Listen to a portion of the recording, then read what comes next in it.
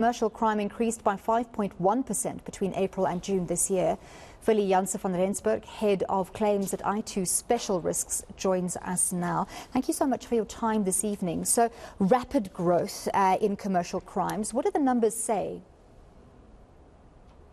Arlene, our statistics show that commercial crime in the commercial segment has increased by over 20%. And the average claim paid over the last few years has quadrupled. We're looking at claims of average over 3.5 million rand that is claimed within the commercial space. So just for context, when we talk about commercial crimes, we're talking about corruption, fraud, forgery, embezzlement, money laundering, robberies, cash in transit, heists, a varied number of crimes there. So talk to us a little bit more about employee fraud and growth in that sector specifically. Yes, so what the insurance industry and I2 Special Risks as well cover is what we, if we talk commercial crime, it is theft or fraud committed by employees, either acting alone or in collusion with others, and which results the company then to suffer direct financial loss. And we've seen a rapid increase in collusion with third parties, specifically in our country. So what's the impact on insurers, insurance for businesses against commercial crimes? Surely insurers must be looking at that space with some level of trepidation given the risks. Absolutely.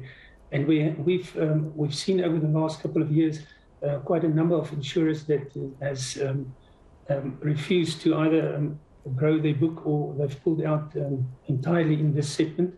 We've taken a conscious decision to remain in this sector and to provide our customers and our brokers with a stable solution throughout this difficult period. What essentially does the situation mean for businesses? It's great that you've stayed in the sector, but surely I can only imagine that premiums must be increasing given the risks. And how then can South African businesses and corporates protect themselves from these kinds of commercial crimes? Unfortunately, there is a balance to be had, but I think there are three aspects.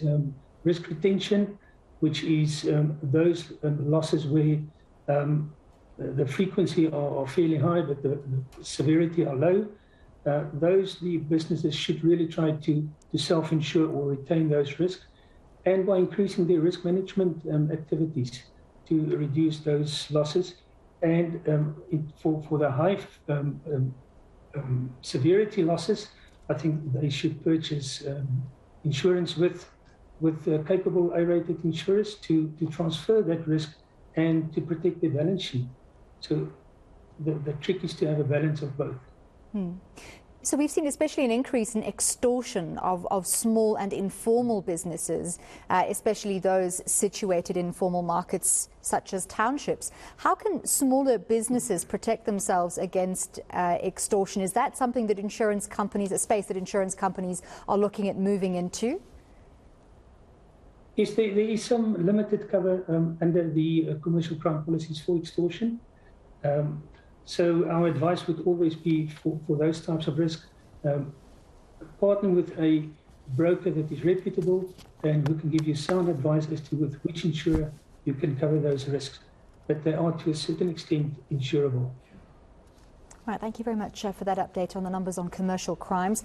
Willie Janse van Rensburg, head of claims at I2 Special Risks.